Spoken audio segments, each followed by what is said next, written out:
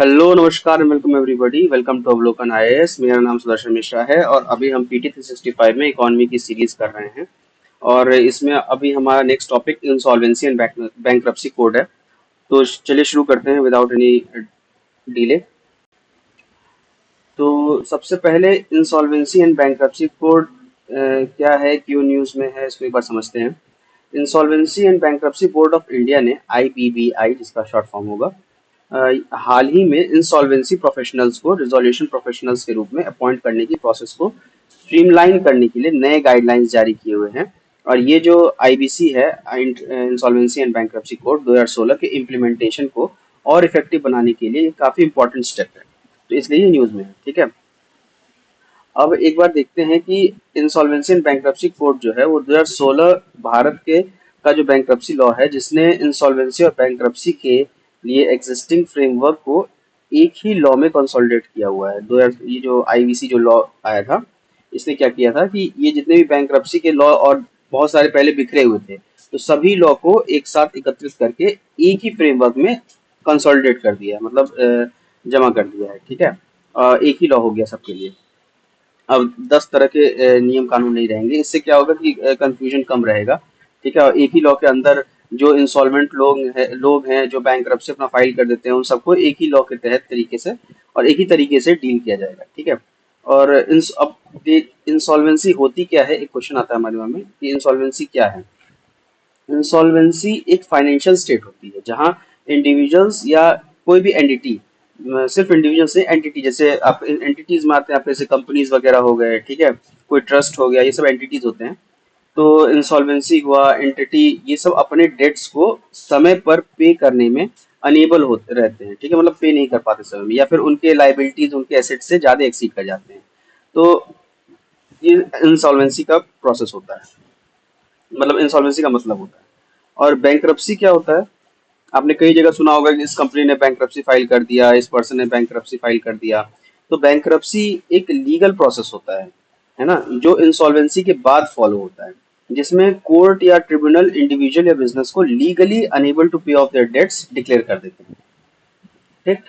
अब आईबीसी में आईबीसी का जो है मेन ऑब्जेक्टिव, वो डिस्ट्रेस्ड बिजनेसमैन के लिए, बिजनेसेस के लिए और बिजनेसमैन के लिए काम टाइम बाउंड रिजोल्यूशन प्रमोट करने का, या क्रेडिटर्स को रिकवरी रेट्स को इम्प्रूव करना, और फाइनेंशियल डिस्ट्रेस को जो क्रेडिटर्स फाइनेंशियल डिस्ट्रेस का सामना कर रहे हैं उन, या फिर कोई कंपनीज अगर फाइनेंशियल डिस्ट्रेस का सामना कर रही है, तो उसके लिए एग्जिट मैकेनिज्म प्रोवाइड करना है, ठीक है।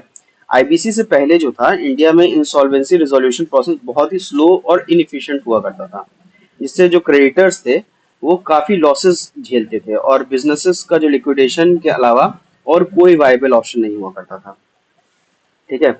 आईबीसी का जब कोड आया, तो उस आईबीसी के कोड में चार मेन पिलर्स हैं, जो इसे और ज्यादा स्ट्रेंथन करते हैं, ठीक है। सबसे पहला मेन पिलर है इंसॉल्वेंसी प्रोफेशनल्स, ठीक है। इंफॉर्मेशन यूटिलिटीज दूसरा हुए, एडजुडिकेटिंग अथॉरिटीज तीसरा, और चौथे हुए एपिलेट ट्रिब्यूनल्स, ठीक है। ये चार पिलर्स हैं आईबीसी कोड के।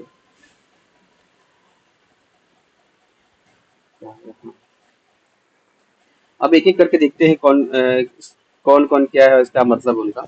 इंफॉर्मेशन यूटिलिटीज किनको कहते हैं। इंफॉर्मेशन यूटिलिटीज जो होते हैं, वो कंपनीज की फाइनेंशियल इंफॉर्मेशन को कलेक्ट करते हैं, उसको ऑथेंटिकेट करते हैं और डिसिमिनेट करते हैं।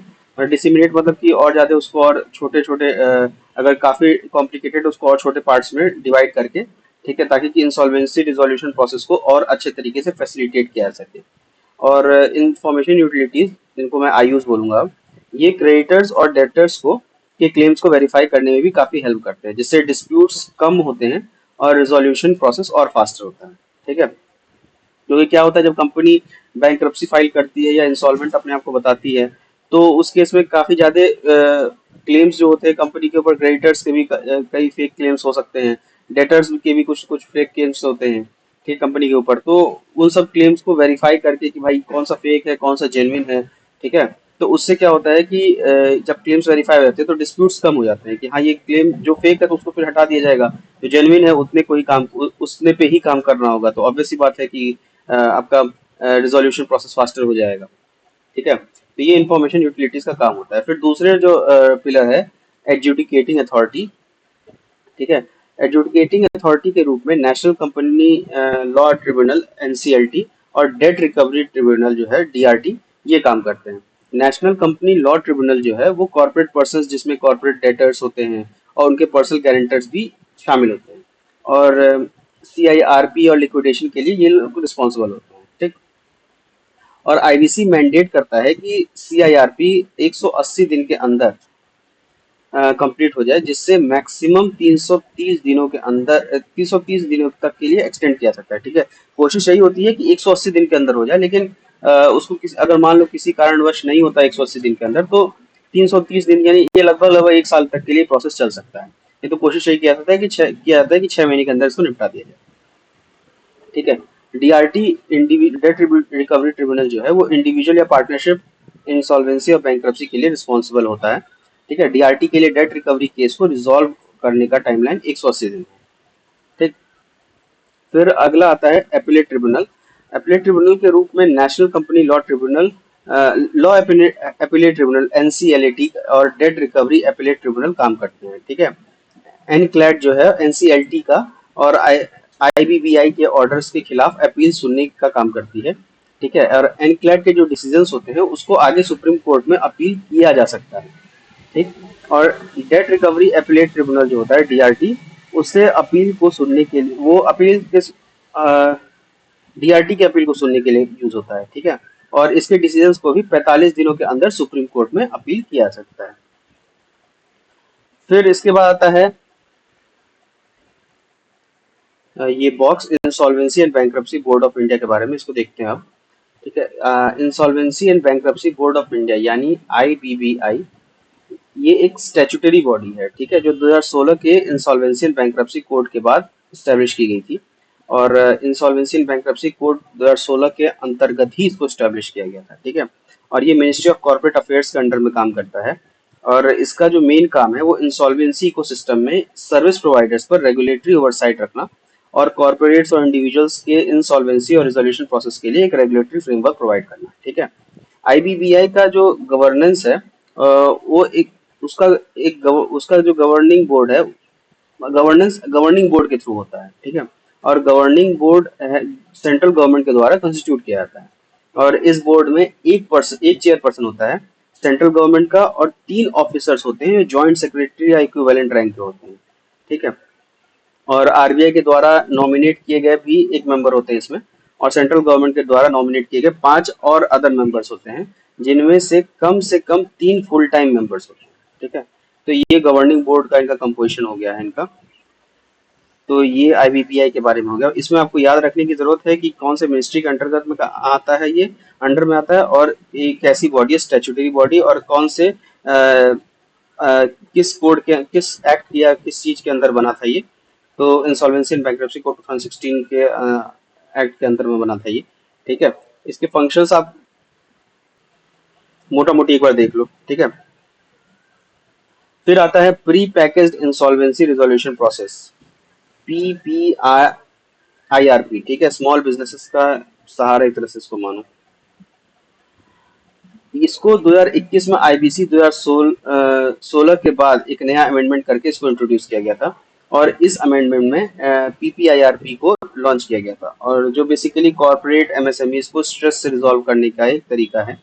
ठीक है। इंटरेस्टिंग बात ये है कि ये जो प्रोसेस डेप्टर खुद ही वॉलेंटरली इनिशिएट कर सकता है, लेकिन तभी जब डिफॉल्ट कम से कम 10 लाख रुपए तक का हो। ठीक है। तो पीपीआईआरपी जो है वो एक हाइब्रिड प्रोसेस है। शुरुआत में इनफॉर्मल स्टेप्स होते हैं और बाद में फॉर्मल प्रोसीजर फॉलो होता है, और टाइम लिमिट भी फिक्स्ड होती है। पूरा प्रोसेस जो है 120 दिन के अंदर कंप्लीट हो जाना चाहिए इनका, और मतलब ये कि टाइम वेस्ट भी नहीं और सीधा रेजोल्यूशन। इसके बाद फिर नेक्स्ट टॉपिक आता है हमारा एसेट रिकंस्ट्रक्शन कंपनीज, एआरसीज। ये उतना इम्पोर्टेंट है नहीं। ठीक है। लेकिन फिर भी मैं थोड़ा बहुत बता देता हूँ इसको। ये यूज में इसलिए है कि आरबीआई ने रिसेंटली मास्टर डायरेक्शन इशू किए हैं एआरसीज के लिए, सरफा एसी एक्ट 2002 के तहत। ठीक है। अब एआरसी सिंपल वर्ड में कहें तो ऐसे फाइनेंशियल इंस्टीट्यूशंस हैं जो बैंक्स और दूसरे फाइनेंशियल इंस्टीट्यूशंस के नॉन परफॉर्मिंग एसेट्स को खरीद लेते हैं, ताकि बैंक्स अपने बैलेंस शीट को क्लीन कर सकें। ठीक है। एग्जांपल के तौर पे national asset reconstruction company limited, NARCL। ठीक है। इसका नाम काफी सुना होगा आपने, ठीक है। तो ये एक तरह से एआरसी कंपनी है, ठीक। एआरसी को इन एसेट्स को मैक्सिमम 8 साल के अंदर रिजॉल्व करना होता है, और जो सिक्योरिटी रिसिप्ट को रिडीम करना होता है, ठीक। और ये कॉन्सेप्ट एक्चुअली, एआरसी का जो कॉन्सेप्ट है वो एक्चुअली नरसिम्हा कमिटी 1998 ने प्रपोज, जो 1998 में बनी थी, उसने प्रपोज किया था। और ग्लोबल एसेट मैनेजमेंट कंपनीज की तरह ही ये भी काम एक तरह से काम करती है, ठीक है। इनका मतलब कॉन्सेप्ट उसी बेस पे है। अच्छा, इनकी इम्पोर्टेंस क्या है? इसकी बैंक्स को फ्री कर देते हैं ये स्ट्रेस एसेट से, जिससे वो अपनी कोर लैंडिंग फंक्शन पे ही फोकस करते हैं, और बैड लोन्स गायब हो जाते हैं। और उनके, क्योंकि बैड लोन्स सारे तो एआरसी खरीद लेते हैं, उसके बाद फिर उनका नया बिजनेस शुरू होता है, फिर वसूली का काम एआरसी वाले करते हैं, ठीक है। की रूल्स जो एआरसी ने बनाए हुए हैं, तो एआरसी के लिए मिनिमम नेट ओन फंड है 300 करोड़ रुपए का होना जरूरी है बिजनेस स्टार्ट करने के लिए। और हाँ, बिजनेस शुरू करने से पहले आरबीआई से सर्टिफिकेट ऑफ रजिस्ट्रेशन भी लेना पड़ता है इनको, ऐसे ही नहीं शुरू करते बिजनेस। तो और लीडरशिप पोजीशंस के लिए अगर देखें तो उसके लिए भी स्ट्रिक्ट रूल्स है। एमडी या सीईओ होल टाइम डायरेक्टर के लिए मैक्सिमम 70 ईयर्स ही एज है, और 5 साल के टेन्योर एट अ टाइम, ठीक है, विद मैक्सिमम 15 ईयर्स कंटिन्यूसली। और एआरसी को सीरियस इरेगुलरिटी करने वाले सीएस, एडवोकेट्स और वैल्यूअर्स की डिटेल्स आईबीए को रिपोर्ट करनी होती है, ठीक है, ताकि बैंक उन्हें जो है आईबीए के डेटाबेस में इंक्लूड किया सके। और इंटरनल ऑडिट सिस्टम भी जरूरी है इसके लिए, जिससे एसेट एक्विजिशन प्रोसीजर और रिकंस्ट्रक्शन मेजर्स की रेगुलर चेकिंग होती है, ठीक है। और हाँ, एआरसी को डिपॉजिट के थ्रू पैसे रेज करने की परमिशन नहीं है। उन्हें minimum 15% capital adequacy ratio maintain करना होता है टोटल रिस्क वेटेड एसेट्स के हिसाब से, ठीक है। फिर कॉर्पोरेट गवर्नेंस स्ट्रेंथन करने के लिए आरबीआई ने मैंडेट किया है कि बोर्ड चेयर और board meeting at least half directors, independent directors उसके लिए होने चाहिए। और हर एआरसी को कम से कम एक क्रेडिट इंफॉर्मेशन कंपनी सीआईसी का मेंबर होना जरूरी है, जिसके पास आरबीआई से रजिस्ट्रेशन हो। अब ये सीआईसी क्या है? पब्लिक डेटा, क्रेडिट ट्रांजैक्शंस और पेमेंट हिस्ट्री एक्सेट्रा ये सब कलेक्ट करने करते हैं। और इंडिविजुअल्स और कंपनीज के लोन्स, क्रेडिट कार्ड वगैरह इस सब के बारे में, ठीक है। तो जैसे कि ट्रांस यूनियन है, सिविल लिमिटेड है, ठीक है। तो अब आरबीआई ने लेंडर्स के रिपोर्टिंग फ्रीक्वेंसी भी बढ़ाई है, मंथली से फोर्टनाइटली या इवन शॉर्टर इंटरवल्स तक, ताकि पूरे सिस्टम में ट्रांसपेरेंसी बढ़े, ठीक। तो यही क्रेडिट इन्फॉर्मेशन कंपनी का काम है कि वो जितनी भी क्रेडिट हिस्ट्री है वो एक तरह से सारी उसकी इंफॉर्मेशन रखें और बताते रहें, ठीक है। इसके बाद में फिर नेक्स्ट टॉपिक आता है हाउस होल्ड सेविंग रेट का। ये क्या है? ये अभी लेटेस्ट न्यूज में क्यों है? क्योंकि अभी आरबीआई के डेप्यूटी डायरेक्टर ने कहा है कि हाउस होल्ड सेविंग इकोनॉमी के टॉप नेट लेंडर्स रहेंगे आने वाले डिकेड्स में, ठीक है। मतलब हाउस होल्ड सेविंग्स जो हो रहा है वो इकोनॉमी के जो लेंडर्स है उनमें टॉप में वही रहेंगे, ठीक है। अच्छा, हाउस होल्ड सेविंग को जो है वो दो कैटेगरीज में होते हैं। पहला है फाइनेंशियल सेविंग, जैसे currency deposits, life insurance funds etcetera, ठीक है।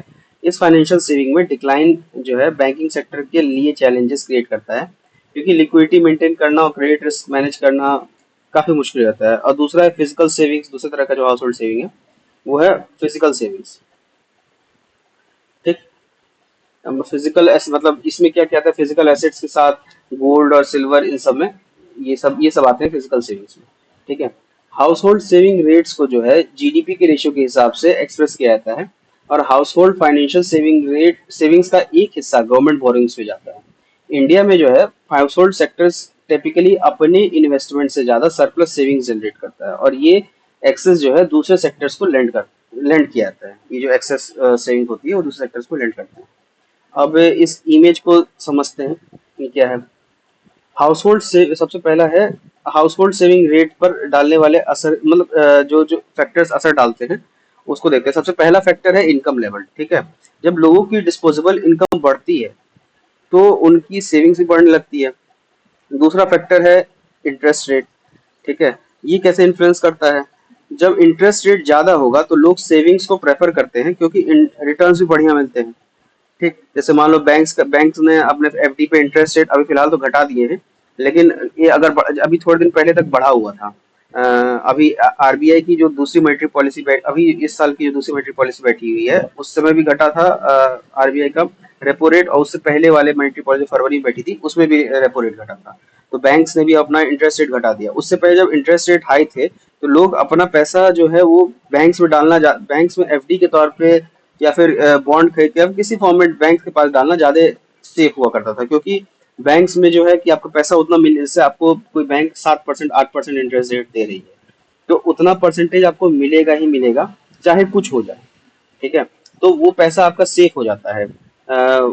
मार्केट रिस्क में कुछ भी हो, मार्केट अप जा रहा हो डाउन जा रहा हो, ठीक है, तो उससे फर्क नहीं पड़ता, तो वो इंटरेस्ट मिलता ही है। तो इसीलिए अगर हाइयर इंटरेस्ट रेट रहेगा तो लोग ज्यादा कोशिश करेंगे कि मेरा पैसा एफडी में रहे rather than investing here and there. ठीक है, तो वही हायर इंटरेस्ट रेट ज्यादा सेविंग्स एनकरेज करती है। ठीक है, तो ये दूसरा फैक्टर ये है। फिर तीसरा फैक्टर है इन्फ्लेशन। अगर ज्यादा इन्फ्लेशन होता है तो लोगों का क्या होगा, परचेजिंग पावर रिड्यूस हो जाएगी। ठीक है, परचेजिंग पावर रिड्यूस होगी तो जिससे क्या होगा, सेविंग्स डिस्करेज होती है। ठीक, फिर चौथा जो फैक्टर है वो है इकोनॉमिक स्टेबिलिटी। अगर जॉब्स स्टेबल होती हैं तो लोग रेगुलर सेविंग्स करते हैं, अगर जॉब स्टेबल नहीं रहेंगी तो वो सेविंग्स करेंगे अपने बैड टाइम्स के लिए। ठीक है, और पॉसिबिलिटी है कि वो ज्यादा रेगुलर फिर सेविंग भी ना करें, क्योंकि मान लो उनके पास जॉब चली गई तो फिर वो सेविंग्स कहाँ से करेंगे, फिर तो अपने खर्चे वो पहले जो बेसिक जरूरी खर्चे वो करेंगे, सेविंग्स तो नहीं होती उस केस में, क्योंकि पैसा आ ही नहीं रहेगा इस, तो सेविंग्स कहाँ से होंगी। ठीक है, तो इकोनॉमिक स्टेबिलिटी भी फैक्टर है हाउस होल्ड सेविंग रेट में। और पांचवा फैक्टर है सोशल सेफ्टी नेट। अगर वेलफेयर स्कीम्स जो होते हैं वो स्ट्रांग होते हैं तो लोगों की नीड फॉर प्रिकॉशनरी सेविंग्स वो कम हो जाती है। जैसे इसको एग्जांपल के तौर पे समझो, जैसे वेलफेयर सिस्टम जैसे हुआ आपका हॉस्पिटल्स वगैरह। ठीक है, अगर इंडिया के हॉस्पिटल्स बहुत अच्छे होते, सरकारी अस्पताल की बात कर रहा हूँ मैं, बहुत अच्छे होते तो लोग प्राइवेट हॉस्पिटल की तरफ जाते ही नहीं। प्राइवेट हॉस्पिटल की तरफ नहीं जाते तो वो जो पैसा उनका लगता है प्राइवेट हॉस्पिटल में बहुत ज्यादा, वो बहुत ज्यादा पैसा उधर न लग करके उनके सेविंग्स में जाता। ठीक है, वो सेविंग्स में जाता है वो पैसा, क्योंकि उनका वो ये पता था कि भाई अगर हम बीमार भी पड़ेंगे तो सरकारी अस्पताल हम जा सकते हैं इलाज कराने के लिए, हमारा वहाँ अच्छे से इलाज होगा, वहाँ अच्छे से देखा जाएगा। ठीक है, अब वही एजुकेशन पे आ जाओ। अगर सरकारी स्कूल में बहुत अच्छा एजुकेशन मिलता होता तो लोग सोचते कि भाई तो फिर प्राइवेट स्कूल बच्चों को क्यों देना जब सरकारी स्कूल में इतना बढ़िया एजुकेशन चल रहा है तो। ठीक है, तो वही सोशल सेफ्टी नेट अगर स्ट्रांग होता है तो उस केस में जो है सेविंग्स की नीड जो होती है वो थोड़ी कम हो जाती है, क्योंकि अगर एजुकेशन अच्छा मिल रहा है, हेल्थ भी अच्छा चल रहा है, तो लोग आगे बैड टाइम्स के लिए क्यों सेव करेंगे, फिर वो इकोनॉमी में इन्वेस्ट करेंगे, इकोनॉमी बूस्ट होती है इससे। ठीक है, इकोनॉमी में जितना इन्वेस्ट करेंगे तो उतना ज्यादा फिर प्रोडक्शन बढ़ेगा, लोगों को जॉब्स मिलेंगी। ठीक है ना, तो अगर सोशल सेफ्टी नेट सही होता तो ये क्या कहते हैं, strong welfare systems reduce the need of saving, यही है, यही इसका मतलब वो।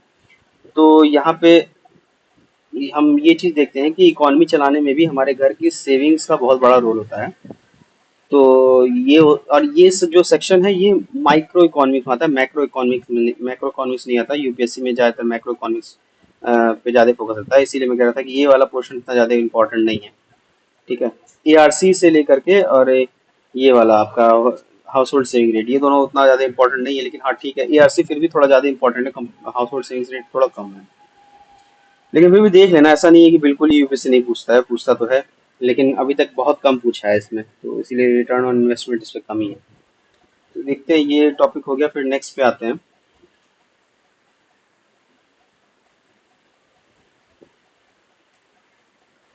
नेक्स्ट है फाइनेंस एंड टैक्सेशन। ठीक है, अब इसको देखते हैं। इसमें जीएसटी सबसे पहला टॉपिक है, GST, goods and services tax. ठीक है, तो ये काफी न्यूज में भी रहता है। तो ये अभी न्यूज में है, क्यों है देखते हैं एक बार। कि अभी लेटेस्ट खबर ये है कि जीएसटी काउंसिल ने एक स्पेशल ग्रुप ऑफ मिनिस्टर्स को फॉर्म किया है।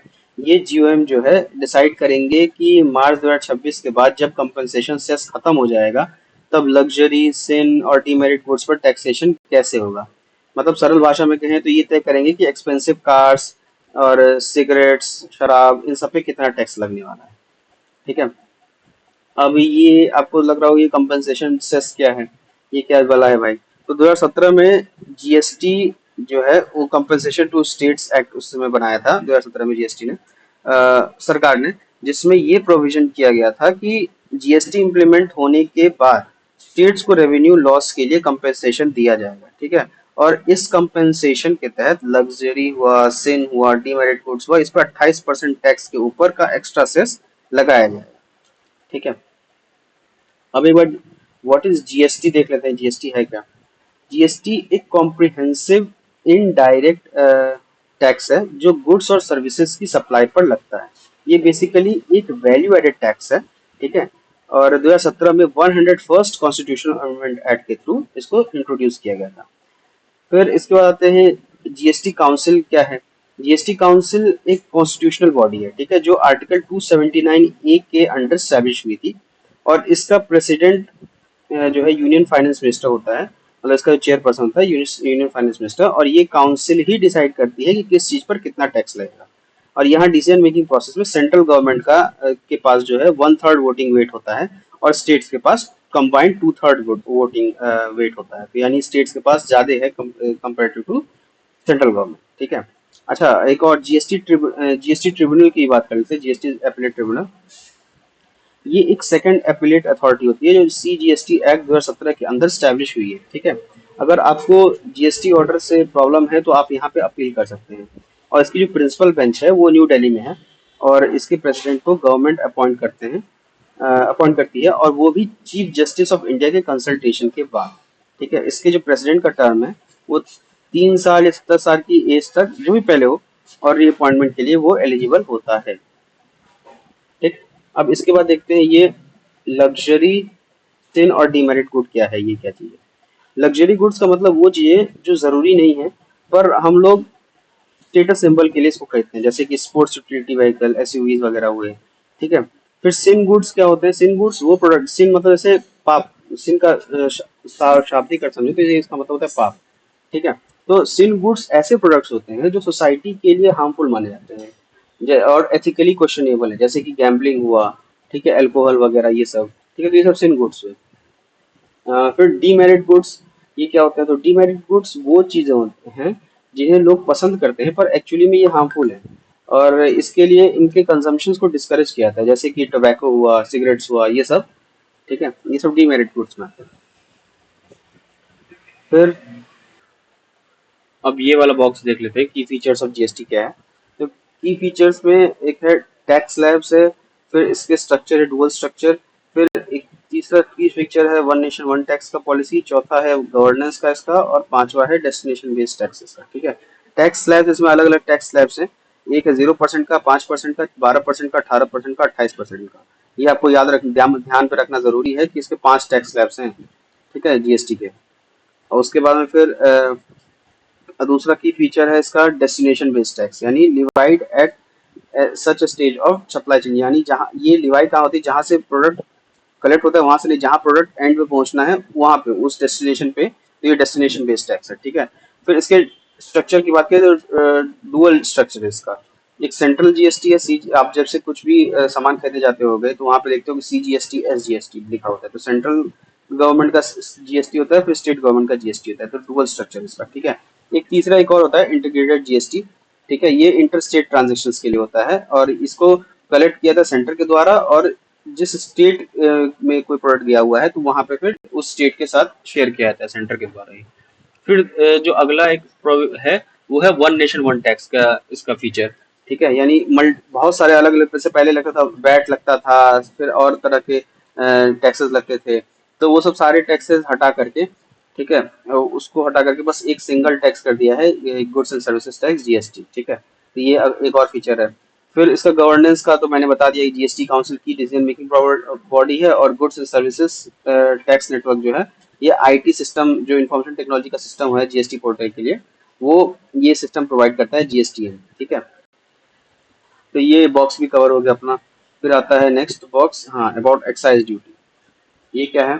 तो एक्साइज ड्यूटी जो है एक टाइप का इनडायरेक्ट टैक्स है जो इंडिया में मैन्युफैक्चर होने वाले और इंडिया में ही यूज होने वाले गुड्स पर लगता है।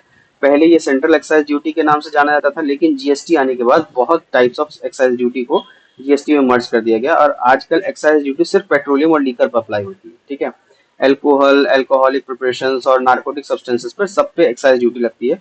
अब स्टेट गवर्नमेंट ये कलेक्ट करता है और इसे स्टेट एक्साइज ड्यूटी कहते हैं। ठीक है। और इसके जो ऑफिसर्स होते हैं वो स्टेट गवर्नमेंट वाले, वो स्टेट पीछे सर्विसेज से एसपीएससी से सब बन करके वहां पे अपॉइंट होते हैं, एक्साइज कमिश्नर, एक्साइज इंस्पेक्टर वगैरह ये सब। ठीक है, सेंट्रल वाले भी होते हैं, स्टेट वाले भी होते हैं उसमें। ठीक है। तो अब इसके बाद फिर आता है next topic, inverter duty structure, IDs. Business वालों की ये टेंशन है थोड़ी, इन्वर्टर ड्यूटी स्ट्रक्चर उनसे रिलेटेड है। ये न्यूज में क्यों है, क्योंकि recently ministry of commerce and industry ने मिनिस्ट्री ऑफ फाइनेंस को कुछ आइटम्स के नाम भेजे हैं जिनमें इन्वर्टर ड्यूटी स्ट्रक्चर को एड्रेस करना है।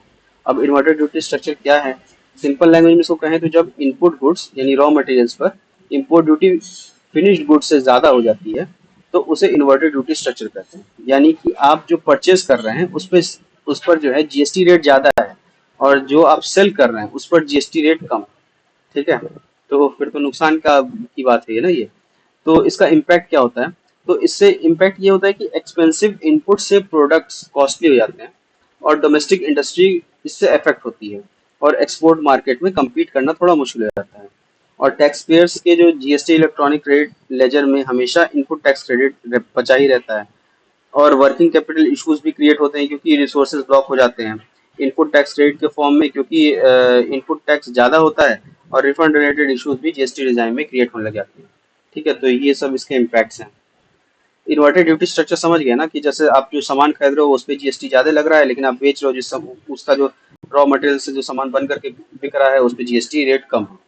तो ये इन्वर्टेड ड्यूटी स्ट्रक्चर का मतलब हुआ, मेन आपका यही पूछेगा, what is inverted duty structure, या इम्पैक्ट्स पूछ सकता है इसके क्या क्या है।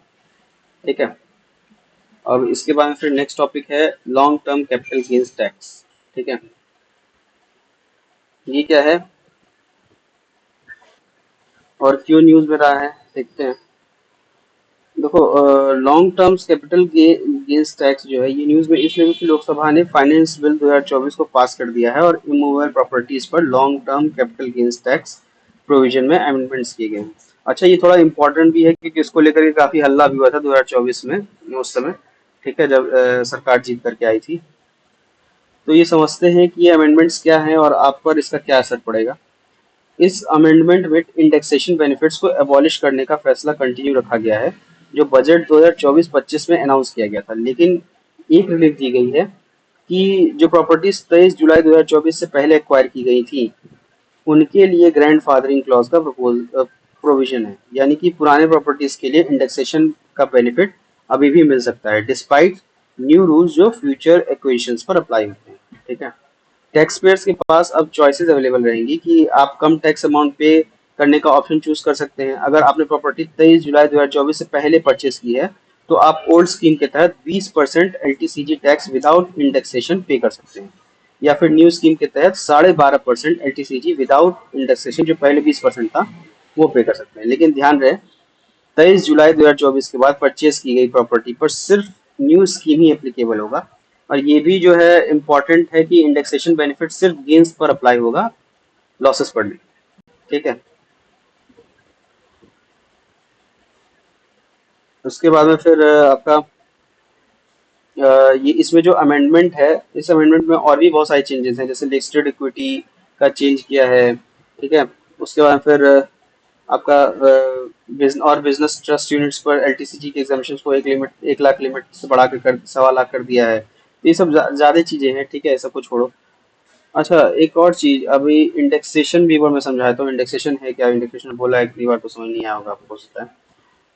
तो अगर समझ जिनको पता है इंडेक्सेशन वेल एंड गुड, वो इस पार्ट को स्किप कर सकते हैं, जिनको नहीं पता तो मैं बता दे रहा हूँ। इंडेक्सेशन सिंपल वर्ड्स में एक एडजस्टमेंट होता है जो इन्फ्लेशन के अकाउंट में लेकर के किया जाता है। ठीक है, कैपिटल गेन कैलकुलेट करते हैं जब, तब इन्फ्लेशन को अकाउंट में लेकर के जब किया जाता है वो इंडेक्सेशन होता है। जैसे आप कोई एसेट परचेस करते हैं और बाद में उसको सेल करते हैं, तो बीच का जो समय होता है उस समय में इन्फ्लेशन की वजह से जो आपके एसेट की वैल्यू बढ़ जाती है। ठीक है, तो इंडेक्सेशन का यूज करके आप ओरिजिनल प्राइस को एडजस्ट कर सकते हैं ताकि आप सिर्फ रियल गेन्स पर ही टैक्स पे करें, ना कि इन्फ्लेशन की वजह से हुई वैल्यू इंक्रीज पर। ठीक है, तो इसमें आपको बस ये याद रखना है इंडेक्सेशन का काम क्या है, इंडेक्सेशन चीज क्या है, बस इतना बेसिक आपको याद रखना है। ये फॉर्मूला वॉर्मूला सब आपके काम का नहीं है, जब आप सीए वगैरह का है तो ये सब उतना इम्पोर्टेंट है नहीं।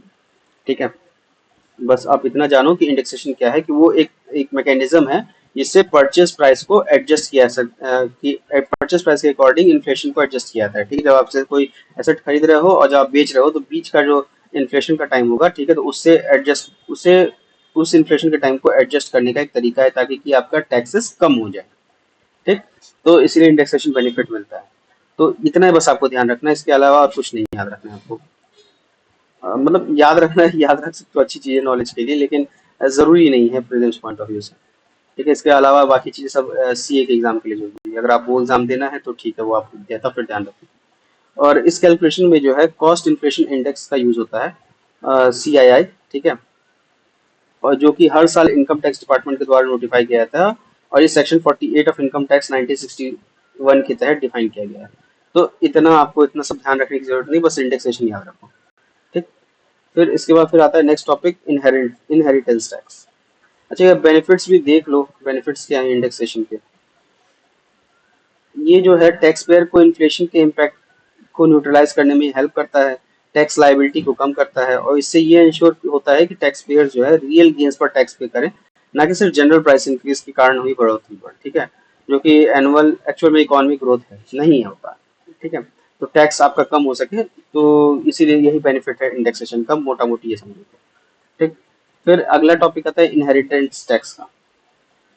ये क्या है, ये न्यूज में क्यों है, क्योंकि देखो वर्ल्ड इनइक्वालिटी लैब ने एक पेपर रिलीज किया है जिसका टाइटल है towards tax justice and wealth redistribution in India, जिसमें इंडिया में इनइक्वालिटी को एड्रेस करने के लिए अमीर लोगों पर वेल्थ टैक्स और इनहेरिटेंस टैक्स लगाने का प्रपोजल दिया गया।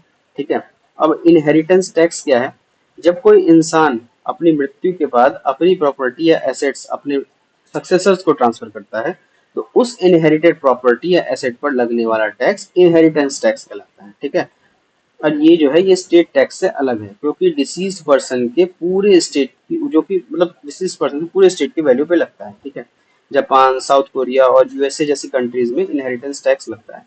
हालांकि यूपीएससी पॉइंट ऑफ व्यू से इम्पोर्टेंट नहीं है, तो मैं सोच रहा हूँ उसको छोड़ दूँ, हिस्ट्री ऑफ इनहेरिटेंस टैक्स, बस आपको इनहेरिटेंस टैक्स समझा दिया। इससे इसके अलावा कुछ इंपॉर्टेंट है नहीं। हिस्ट्री ऑफ इनहेरिटेंस टैक्स सब नहीं पूछेगा प्रीलिम्स में, क्योंकि ये कुछ ज्यादा ही आपका ये बनाने वाले की तरफ वाली चीजें होगी, तो इतना इम्पोर्टेंट नहीं है इसमें। अब इसके बाद फिर नेक्स्ट टॉपिक पे हम सीधे आते हैं, एडवांस प्राइसिंग एग्रीमेंट्स। ये क्या है, देखो एडवांस प्राइसिंग एग्रीमेंट ये न्यूज में इसलिए है क्योंकि central board of direct taxes CBDT ने फाइनेंशियल ईयर 2023-24 में record 125 APS including unilateral and bilateral APS Indian tax payer के साथ साइन किए। ठीक है, एपीए क्या है, एपीए एक एग्रीमेंट है टैक्स पेयर और टैक्स अथॉरिटी के बीच में। ठीक, मतलब एडवांस प्राइसिंग एग्रीमेंट ये ट्रांसफर प्राइसिंग के डोमेन में टैक्स पेयर्स को सर्टेनिटी प्रोवाइड करता है by specifying methods of pricing.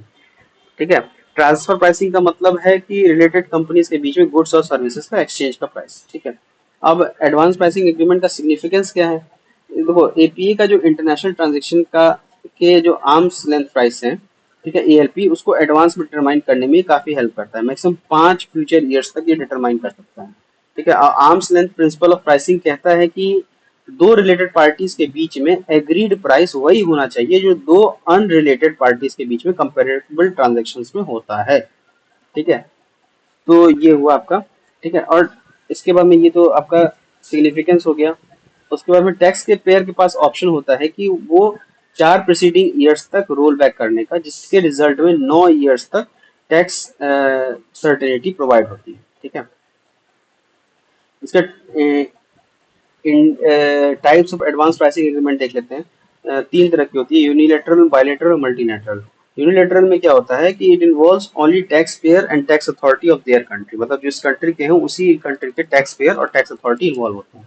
ठीक है, अब बायलेटरल में क्या होता है, इसमें जो है टैक्स पेयर इन्वॉल्व होता है, उस टैक्स पेयर की टैक्स अथॉरिटी इन्वॉल्व होती है, और उस टैक्स अथॉरिटी से एसोसिएटेड जो एंटरप्राइज होगा वो इन्वॉल्व होगा। ठीक है, और उसके करस्पॉन्डिंग जो फॉरेन टैक्स अथॉरिटी होगी वो इन्वॉल्व होगी। ठीक है, तो बायलेटर हो गया कि दो कंट्रीज के टैक्स अथॉरिटीज इन्वॉल्व हो रही है। ठीक, फिर मल्टीलेटरल में क्या होता है, इसमें टैक्स पेयर इन्वॉल्व होता है और मल्टीपल एसोसिएटेड एंटरप्राइज जो डिफरेंट कंट्रीज में होते हैं वो भी इन्वॉल्व होते हैं, और उनके रिस्पेक्टिव टैक्स अथॉरिटीज इन्वॉल्व होते हैं। तो ये मल्टीलेटरल हो गया। ठीक है, उसके बाद फिर नेक्स्ट टॉपिक आता है, next sub topic Indian advance pricing agreement regime.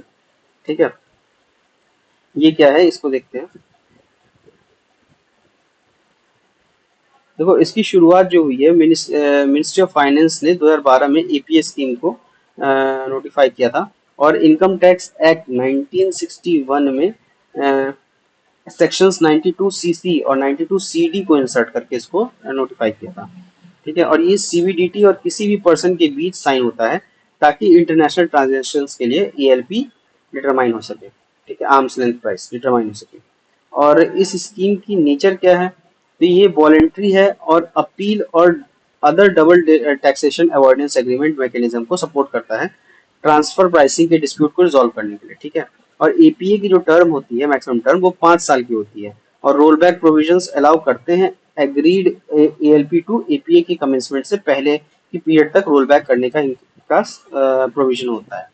ठीक है, अब सीबीडीटी क्या है, एक बार सीबीडीटी भी देख लेते हैं, central board of direct taxes. ये थोड़ा इंपॉर्टेंट है। ये बाकी ये काफी ये टेक्निकल टेक्निकल मतलब इन द सेंस कि ये जो जॉब कर रहे हैं उनके लिए थोड़ा ज्यादा इंपॉर्टेंट होता है, जो बाकी UPSC prelims point of view से इतना इंपॉर्टेंट नहीं है। ठीक है, तो 92 सीसी 92 सीडी ये सब नहीं पूछने वाला आपसे। फिर central board of direct taxes, ये जरूरी चीज है। ये क्या है देख लेते हैं एक बार। ये एक स्टैट्यूटरी बॉडी है जो central board of revenue act 1963 के अंडर में स्टैब्लिश हुई थी, और ये जो है डायरेक्ट टैक्स लॉज के एडमिनिस्ट्रेशन के लिए रिस्पॉन्सिबल है थ्रू इनकम टैक्स डिपार्टमेंट। ठीक है, CBDT department of revenue ministry of finance के अंदर में काम करता है। ठीक है, अच्छा, मिनिस्ट्री ऑफ फाइनेंस के अंदर में 6 अलग अलग डिपार्टमेंट्स हैं। वो 6 अलग अलग डिपार्टमेंट्स के हेड कौन से हैं, ठीक है, ये देख लेना। ठीक है, कौन सा डिपार्टमेंट आपका इकोनॉमिक सर्वे निकालता है, कौन सा डिपार्टमेंट आपका एनुअल फाइनेंशियल स्टेटमेंट के लिए रिस्पॉन्सिबल है, कौन सा डिपार्टमेंट आपके अंदर सीबीडीटी आता है, कौन सा डिपार्टमेंट के अंदर सीबीआईटी आता है। ठीक है, ये सब सब चीजें देख लेना। ये सब चीजें मैं नहीं बताऊंगा, थोड़ा डिटेलिंग में नहीं तो घुस जाए, वो काफी ज्यादा डिटेलिंग हो जाती है। फिर नेक्स्ट टॉपिक आता है डबल टैक्सेशन अवॉइडेंस एग्रीमेंट। ये क्या है, आखिर में इसकी बात करते हैं एक बार। डबल टैक्सेशन अवॉइडेंस एग्रीमेंट ये न्यूज में क्यों है, क्योंकि इंडिया और मॉरिशस ने डीटीएए में अमेंडमेंट करने के लिए एक प्रोटोकॉल साइन किया है जो कि अभी रेटिफाई नहीं हुआ है। और इस अमेंडमेंट में क्या क्या चेंजेस इंट्रोड्यूस किए गए हैं एक बार देखते हैं। अमेंडमेंट में प्रिंसिपल पर्पस जो है टेस्ट का, इसको इंक्लूड किया गया है। डीटीएए के अंडर में के अंडर जो टैक्स बेनिफिट्स को अवेल करने में इंडस्ट्री ट्रीटी को अब्यूज न कर सके। ठीक है, उस अब्यूज को रोकने के लिए, टैक्स इवेजन के और अवॉइडेंस को रोकने के लिए, ठीक है, उसको बढ़िया बनाने के लिए चेंजेस इंट्रोड्यूस किए गए हैं। ठीक, फिर पीपीटी कंडीशंस ये भी कहता है कि प्रिंसिपल पर्पस टेस्ट कंडीशन ये कहता है कि ट्रीटी के अंडर टैक्स बेनिफिट्स एप्लीकेबल नहीं होंगे अगर किसी ट्रांजैक्शन या अरेंजमेंट का principal purpose tax benefit obtain करना था। ठीक है, तो उस केस में टैक्स बेनिफिट्स एप्लीकेबल नहीं होंगे। और डीटीएए में मतलब डबल टैक्सेशन अवॉइडेंस, अब शॉर्ट फॉर्म ही बोलूंगा, अब आई होप आप लोग समझ पा रहे होंगे। ठीक है, डीटीए में ये अमेंडमेंट जो है base erosion profit shifting minimum standards के साथ कंप्लायंट बना देती है। ठीक है, अब एक बार डीटीए क्या है इसको भी एक बार समझ लेते हैं। डबल टैक्सेशन अवॉइडेंस एग्रीमेंट, ये दो कंट्रीज या टेरिटरीज के बीच एक एग्रीमेंट होता है जिसका ऑब्जेक्टिव ये होता है कि सेम डिक्लेयर्ड एसेट पर दो अलग अलग कंट्रीज में, टेरिटरीज में डबल टैक्सेशन ना हो। ठीक है, जैसे इंडिया और मॉरिशस के बीच जीटीएए जो है पहली बार 1982 में साइन हुआ था और 2016 में अमेंड भी किया गया था। ठीक, जैसे आपने कोई सर्विस आप यहाँ दे रहे हो इंडिया में, ठीक है, और वो सर्विस जा रही है आपकी सिंगापुर में, तो सिंगापुर की गवर्नमेंट भी टैक्स लगा रही है, इंडिया की गवर्नमेंट भी टैक्स लगा रही है, तो फिर ये तो बिजनेस को थोड़ा दिक्कत कर सकता है चीजें। ठीक है, तो उस केस में डीटीए साइन होता है कि भाई हम डबल आपके ऊपर टैक्स नहीं लगेगा, एक ही जगह किसी एक ही कंट्री में टैक्स लगेगा। ठीक है, डिपेंडिंग ऑन द सोर्स पे टैक्स लगाना है कि रेजिडेंस पे टैक्स लगाना है, किसी एक जगह पे लगेगा। ठीक है, और वो कंट्रीज का आपस का अपना समझौता होता है कि वो टैक्सेस का बेनिफिट कैसे क्या शेयर होगा। ठीक है, फिर डीटीए का सिग्निफिकेंस क्या है। इसका सिग्निफिकेंस देखो, ये एक तो सबसे पहला है कि ये क्रॉस बॉर्डर इन्वेस्टमेंट को प्रमोट करता है, क्योंकि टैक्स बर्डन रिड्यूस होगा फॉरेन इन्वेस्टर्स पे, तो ये और ज्यादा इंश्योर करता है कि इक्विटेबल एलोकेशन ऑफ टैक्सेस और right to tax between source और रेसिडेंस कंट्री डिटरमाइन हो जाता है क्लियरली। ठीक है, अब एक बार ये बीईपीएस देख लेते हैं, बेस इरोजन प्रॉफिट शिफ्टिंग क्या है। ठीक है, तो बेस इरोजन प्रॉफिट शिफ्टिंग जो है ये it refers to tax planning strategies, ठीक है, जो मल्टीनेशनल एंटरप्राइजेज यूज करते हैं ताकि जो टैक्स रूल्स में गैप्स और मिसमैचेस का एक्सप्लॉइट करके पे करने से बच सकें। ठीक है, और ये आर्टिफिशियली प्रॉफिट्स को हायर टैक्स लोकेशन से लोअर या नो टैक्स लोकेशन में शिफ्ट करने के लिए किया जाता है। ठीक है, जहां बहुत कम या कोई इकोनॉमिक एक्टिविटी नहीं होती, या फिर डिडक्टेबल पेमेंट जैसे इंटरेस्ट या रॉयल्टीज के थ्रू टैक्स बेसिस को इरोड किया सके। ठीक है, बेस जैसे कि नाम देखो, बेस इरोजन है और प्रॉफिट शिफ्टिंग है, यानी प्रॉफिट को शिफ्ट करके जो बेस है उसको इरोड करके एक बार टैक्सेस एकदम बिल्कुल प्रॉफिट, क्योंकि प्रॉफिट अगर शिफ्ट कर देंगे, दिखाएंगे नो प्रॉफिट है, तो टैक्सेस तो ऑब्वियसली बात है नहीं लगेंगे। फिर टैक्सेस प्रॉफिट तो जहाँ पे लगते हैं वो टैक्सेस कम हो जाएंगे। जो भी आपका मान लो सपोज आपको 100 रुपये पहले टैक्स लग रहा था, एक एग्जांपल दे रहा हूँ हाइपोथेटिकली, आपने अगर प्रॉफिट कमाया है 500 रुपये, उस पर आपका 100 रुपये टैक्स देना है आपको, तो आप अगर उसको दिखा दोगे नहीं हमने 0 रुपीज कमाया है, तो फिर आपका तो टैक्सेशन तो कम हो गया ना, खत्म हो गया, टैक्सेशन लगेगा ही नहीं। और बेस इरोजन, प्रॉफिट शिफ्टिंग, यही चीज, यही इसका कॉन्सेप्ट है। ठीक है, तो ये हो गया आपका। फिर एक अगला है म्यूचुअल एग्रीमेंट प्रोसीजर। ये क्या है? मैप, इसको शॉर्ट में कहते हैं मैप। मैप एक अल्टरनेटिव है टैक्स पेयर्स के लिए डबल टैक्सेशन डिस्प्यूट्स को रिजॉल्व करने के लिए। ठीक है, चाहे वो ज्यूरिडिकल हो या इकोनॉमिक नेचर का हो। मैप जो है एक मैकेनिज्म है जो टैक्स ट्रीटी जैसे डबल टैक्सेशन अवॉइडेंस एग्रीमेंट में लेट डाउन होता है, और ये इंश्योर करने के लिए कि टैक्सेशन टैक्स ट्रीटी के अकॉर्डिंग हो। ठीक है, अब टैक्स ट्रीटी क्या है? टैक्स ट्रीटी दो कंट्रीज के बीच एक बायलेटरल एग्रीमेंट होता है जो उनके रिस्पेक्टिव सिटीजन्स के डबल टैक्सेशन इश्यूज को रिजॉल्व करने के लिए बनाया जाता है। और चाहे वो पैसिव हो या एक्टिव इनकम हो, किसी भी तरह का हो, तो वो टैक्सेशन इश्यूज को रिजॉल्व करने के लिए बनाया जाता है। मैप और एपीएस में डिफरेंस क्या है? मैप जो है आपका ट्रांसफर प्राइसिंग और डिस्प्यूट्स को रिजॉल्व करता है, जबकि एपीएस जो है ट्रांसफर प्राइसिंग और डिस्प्यूट्स को प्रिवेंट करता है। ठीक, तो टैक्स पेयर्स जो है पेंडिंग डिस्प्यूट्स के लिए मैप फाइल करते हैं, जबकि फ्यूचर ईयर्स में सेम ट्रांजेक्शन के लिए वो एपीए ऑप्ट करते हैं as an effective dispute resolution advance strategy. ठीक है, इसके बाद आता है next topic, UN global tax treaty. इसको हम नेक्स्ट लेक्चर में करेंगे। ठीक है, फिलहाल के लिए इस लेक्चर के लिए इतना ही। आई होप आपको समझ में आ गया होगा। चीजें नहीं समझ में आया है तो आप कमेंट करो। ठीक है, बताओ हमें हम कैसे इम्प्रूव कर सकते हैं।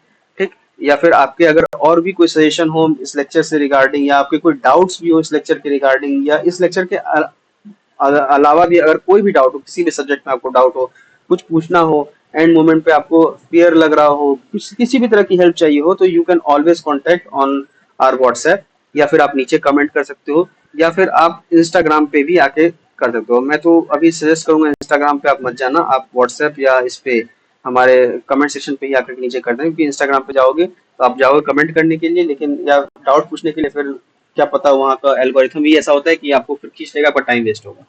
तो बेटर आप इसका इस्तेमाल करो, व्हाट्सएप का इस्तेमाल करो, या इसका इस्तेमाल करो, आप कमेंट पे ही इस्तेमाल कर दो। ठीक है, वैसे आप इंस्टाग्राम पूछोगे तो हम वहाँ पे भी जवाब दे देंगे, लेकिन आपके बेनिफिट के लिए बता रहा हूँ मैं। ठीक है, तो फिर यहाँ पे इस लेक्चर को एंड करते हैं, मिलते हैं नेक्स्ट लेक्चर में। ठीक है, तब तक के लिए धन्यवाद, जय हिंद।